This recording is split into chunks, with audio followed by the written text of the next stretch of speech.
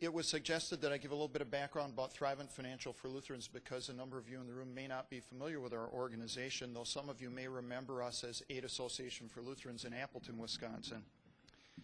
So I'll start with that one because it's the one I know best. Our organization is a faith-based membership organization called to improve the quality of life of our members, their families, and their communities by offering unparalleled financial solutions, wellness, and caring for others. I'll talk a little bit more about that caring for others in a bit. Our organization, then known as Aid Association for Lutherans, was founded 105 years ago to help Lutherans care for and support one another in times of need, guided by the principles of Christian faith. We have 2.7 million members, served by 1,800 employees in Appleton and 1,000 employees in Minneapolis, and we have 2,700 representatives working across the United States.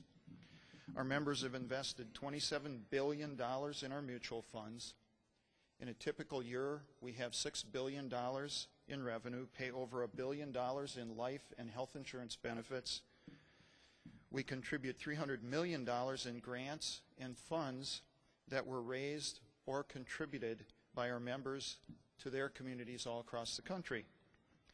By the way, in a typical year, our members also contribute over 21 million hours in volunteer time through activities sponsored by their local Thrivent branch, or chapter as we call it these days.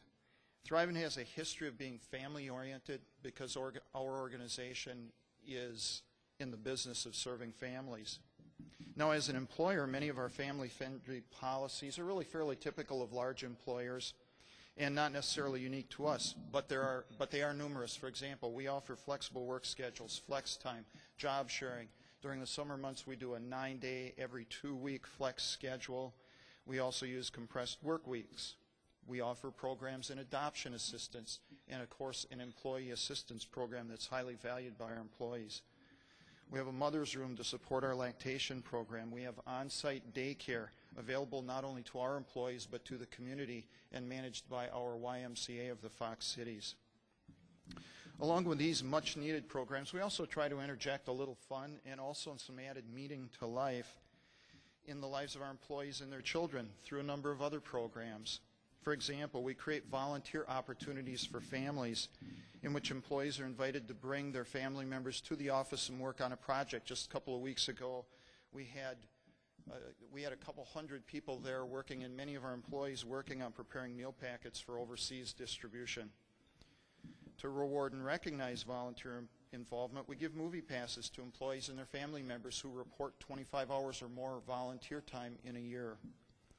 We offer free memberships at the Children's Museum for our employees and their families. And periodically, we offer subsidized tickets for employees and their families to attend community events. In the summertime, that might be a Timber Rattlers game. Just upcoming next Thursday, we'll have over 400 employees and their family members attending a Christmas carol at the Fox Cities Performing Arts Center. So to us, family is very important because we realize the impact of family on young lives and on children as they develop. Thrivent's also very active in supporting United Way Fox Cities both financially and through volunteer support. Like most United Ways, ours uses the community impact model, addressing critical community issues in a structured, logical, methodical, results-oriented approach. One of the Fox Cities United Way's 4 impact areas is entitled Developing Children and Youth. This impact area has set priorities dealing with school readiness, enhancing the quality of child care, promoting community and corporate awareness of the importance of birth to age 5 education, and enhancing parenting skills.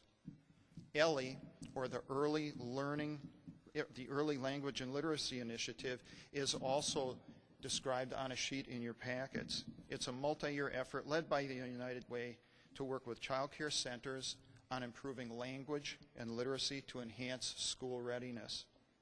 In addition to this focused effort, a number of folks who attended the same conferences we are at today earlier this year in Madison have been working on quantifying the scope of the issue in our area and identifying and implementing an intervention pilot, and I know a number of those folks are here today, so we thank you for your work.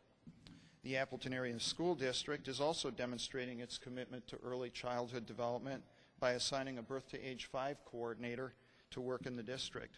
And finally, several folks in the Fox cities, led by Dr. John Milkey, have been working with the Weissman Center in Madison to learn more about neurological development, some of the things that Nan was sharing with us earlier this morning. But neurological development in those very first months of life.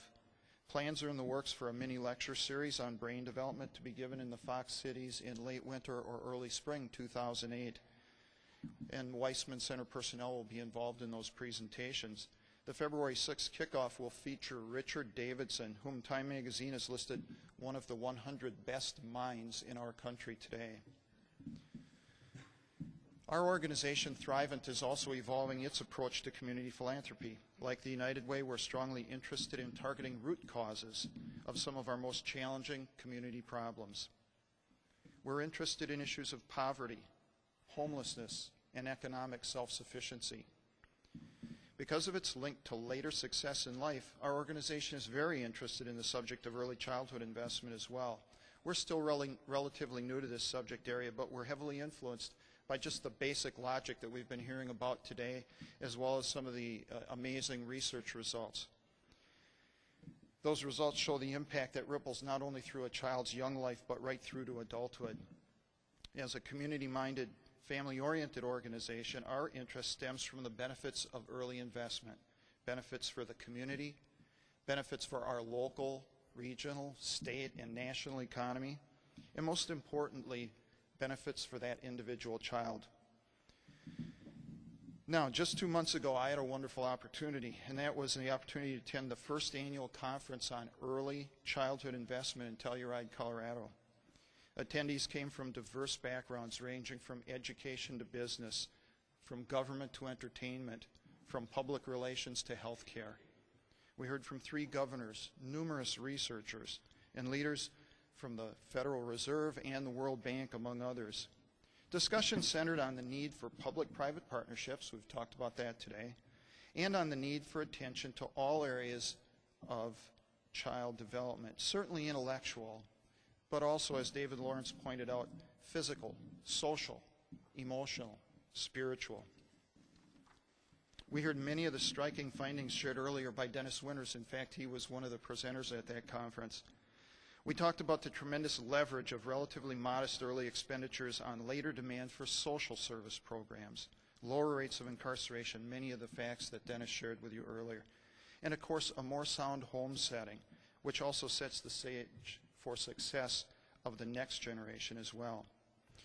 This was a conference that really reinforced my personal interest in children's issues, one that's been stimulated by my wife Becky over the years, a 25-year veteran of special education and reading teaching. She's seen and worked to overcome the impacts of abusive home settings, fetal alcohol syndrome, low self-esteem, inadequate early education. But these are children that live in our communities. They're our neighbors, and they have a right to a good future. So looking ahead, my hope is to see more business leaders working with educators